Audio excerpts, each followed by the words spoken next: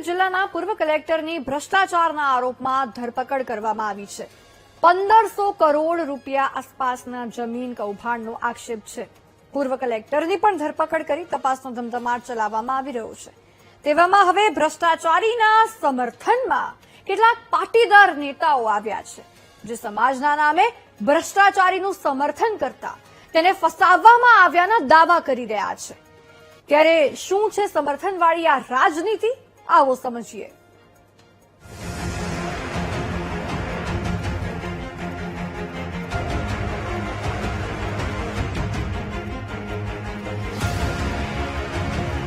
ભ્રષ્ટાચારીઓનો કોઈ સમાજ નથી હોતો, ન તેને સમાજ સાથે લેવા દેવા હોય છે, પરંતુ ખબર નથી પડતી કે બની બેઠેલા નેતાઓને ભ્રષ્ટાચારીઓમાં પણ ઈમાનદારી દેખાય છે અને સમાજને પોતાની વાતોમાં ફસાવી ભ્રષ્ટાચારીને બચાવવા નીકળી પડે છે।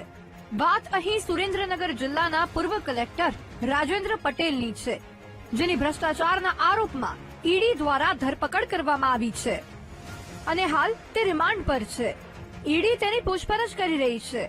તેવા માહોલમાં હવે અમદાવાદ જિલ્લાના માંડલમાં પાટીદાર સમાજે ભ્રષ્ટાચારી રાજેન્દ્ર પટેલના સમર્થનમાં રેલી યોજી।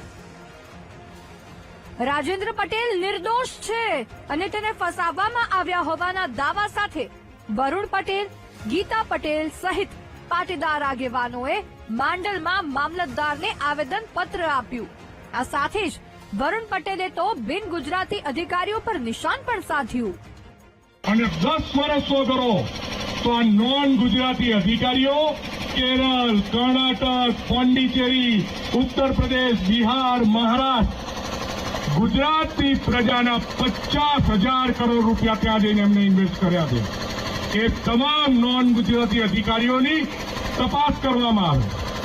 આવનારા દિવસોમાં જો આ પ્રશ્નનું સમાધાન નહીં આવે, ગુજરાતમાં કયા કલેક્ટરે, કયા આઈએસએ કેટલો ભ્રષ્ટાચાર કર્યો છે એના રોજ એક અધિકારીના આંકડા અમે પબ્લિશ કરીશું।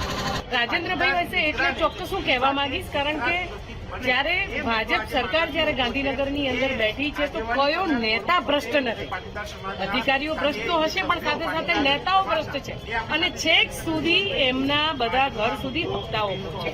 ખરા અર્થમાં જો રાજેશભાઈ ભ્રષ્ટાચારી હોય તો એને સજા મળવી જોઈએ, પણ જાણી જોઈને પાટીદાર સમાજના દીકરા સાથે જો આ અન્યાય કરવામાં આવતો હોય તો આ પાટીદાર સમાજ ક્યારેય સાખી નહીં લે। અને ખાસ કરીને મોટી સંખ્યામાં જ્યારે આજે મહિલાઓ આ રોડ પર ઉતરી છે એના દીકરા માટે નહીં લડે। ભ્રષ્ટાચારીનો ન કોઈ ધર્મ હોય, ન કોઈ જાત। ભ્રષ્ટાચારી ભ્રષ્ટાચારી જ હોય, તે પછી કોઈ પણ સમાજનો કેમ ન હોય। નિર્દોષ હશે તો છૂટી જશે, કાયદામાં તેને લડવાની સત્તા પણ છે। પરંતુ આ રીતે જ્યારે ઈડી તપાસ કરી રહી હોય, ઈડીની પકડમાં રાજેન્દ્ર પટેલ હોય, તેવા સમયે તેને બચાવવા અને અન્ય ઉચ્ચ અધિકારીઓ પર નિશાન સાધવું તે તો અયોગ્ય છે। જે વાત સમાજ સમજશે તેવી આશા રાખીએ। Priyakant Chavda, BTV news, Mandal.